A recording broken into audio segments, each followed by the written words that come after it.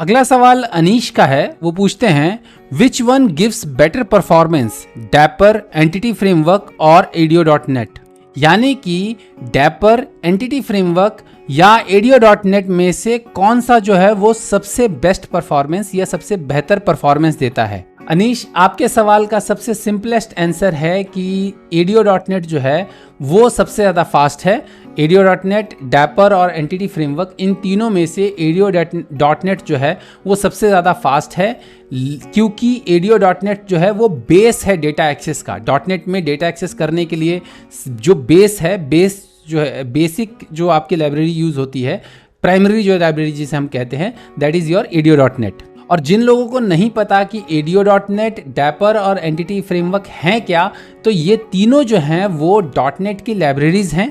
ADO.NET जो है वो डेटा एक्सेस की लाइब्रेरी है, डैपर जो है वो एक माइक्रो ORM लाइब्रेरी है और एंटिटी फ्रेमवर्क जो है वो भी एक ORM लाइब्रेरीज हैं। तो आपको अब बता दूं कि इन तीनों में से यानी ADO.NET, डैपर और एंटिटी फ्रेमवर्क में से ADO.NET क्यों सबसे ज़्यादा फास्ट है। क्योंकि जैसा मैंने शुरू में ही कहा कि ADO.NET जो है वो बेस है। ADO.NEट जो है आपका डेटा एक्सेस का बेस है। डैपर जो है वो ADO.NET के ऊपर ही लिखा गया फ्रेमवर्क है और उसी तरह से एंटिटी फ्रेमवर्क भी जो है वो ADO.NET के ऊपर ही लिखा गया फ्रेमवर्क है। दोनों जो है वो ORM है। डैपर एक माइक्रो ORM है और एंटिटी फ्रेमवर्क जो है वो एक फुल फ्लेज ORM है।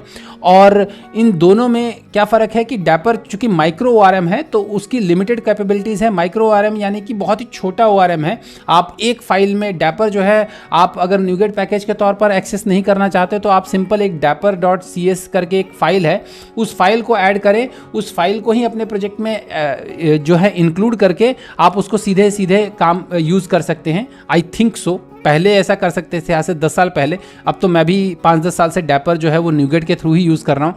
सो मुझे आई एम नॉट श्योर कि अब ये पॉसिबल है कि नहीं, लेकिन बेयर बोन्स में डैपर जो है एक सिंगल CS फाइल के अंदर 3000 लाइन का कोड लिखा हुआ था और एक सिंगल CS फाइल के अंदर अवेलेबल था और आप सीधे उस CS फाइल को ही अपने कोड में ऐड करके आप डैपर यूज़ कर सकते थे।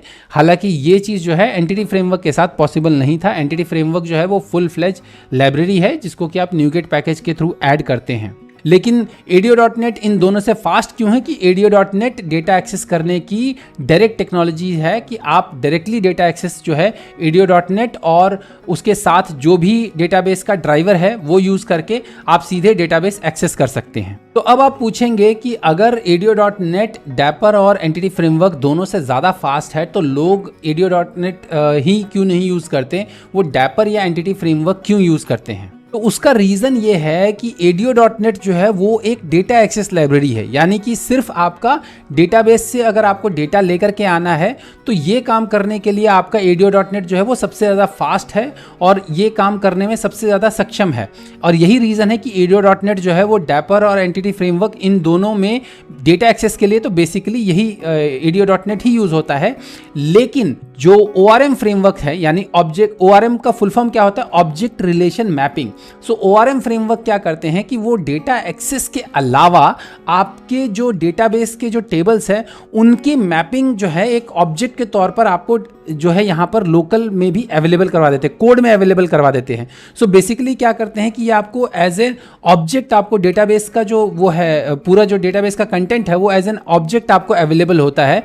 ADO.NET अगर आप यूज़ करेंगे तो इस काम को करने के लिए आपको जो है वो डेटा सेट्स, डेटा टेबल या फिर डेटा रीडर, इन सब को यूज़ करना पड़ेगा, लूप्स वगैरह चलाने पड़ेंगे, फिर आपको ऑब्जेक्ट का डेफिनेशन अलग से लिखा होगा और ये मैपिंग आपको खुद से करनी होगी। जबकि ORM जो है ये सीधे सीधे मैपिंग और डेटा एक्सेस दोनों काम अवेलेबल सीधे करवा देते हैं। सो फॉर एग्जाम्पल मैं आपको सिंपल एग्जाम्पल बताता हूँ कि अगर मान लीजिए आपने एक स्टूडेंट्स टेबल बनाया। अब इस स्टूडेंट्स टेबल को अगर आप फ्रंट एंड पे दिखाना चाहते हैं तो अगर आप ADO.NET में यूज करते हैं तो ADO.NET में क्या करना होगा, आपको पूरा का पूरा कोड लिखना होगा कि आप डेटाबेस से स्टूडेंट टेबल से डेटा लाएंगे, फिर हर एक फील्ड की मैपिंग जो है वो स्टूडेंट ऑब्जेक्ट के साथ करेंगे, लूप के थ्रू उसको फिल करेंगे और फिर आप उसको स्क्रीन पे शो कर सकते हैं। इसी तरह इंसर्ट या अपडेट के केस में भी आप स्क्रीन से सारी वैल्यूज लेंगे, उसको हर ऑब्जेक्ट को डेटाबेस फील्ड के साथ मैप करेंगे इंसर्ट क्वेरी में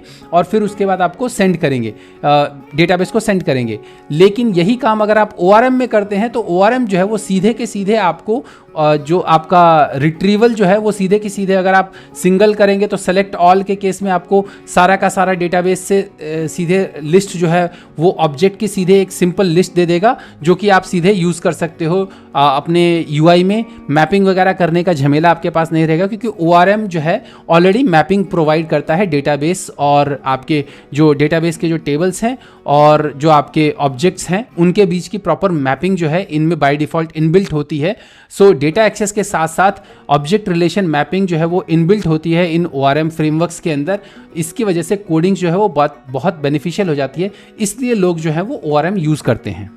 तो आपके सवाल का तो जवाब यही होगा कि ADO.NET, डैपर और एंटिटी फ्रेमवर्क इन तीनों में से सबसे ज़्यादा फास्ट ADO.NET है। लेकिन अगर हम प्रैक्टिकल यूजेस की बात करें तो कंपनीज जो हैं वो ज़्यादातर डैपर या एंटिटी फ्रेमवर्क यूज़ करती हैं अपने एप्लीकेशंस में, या फिर वो ADO.NET बेस्ड अपना फ्रेमवर्क बना करके यूज़ करती हैं डेटा एक्सेस के लिए, या वो ADO.NET बेस्ड अपना ORM बना करके यूज़ करती हैं।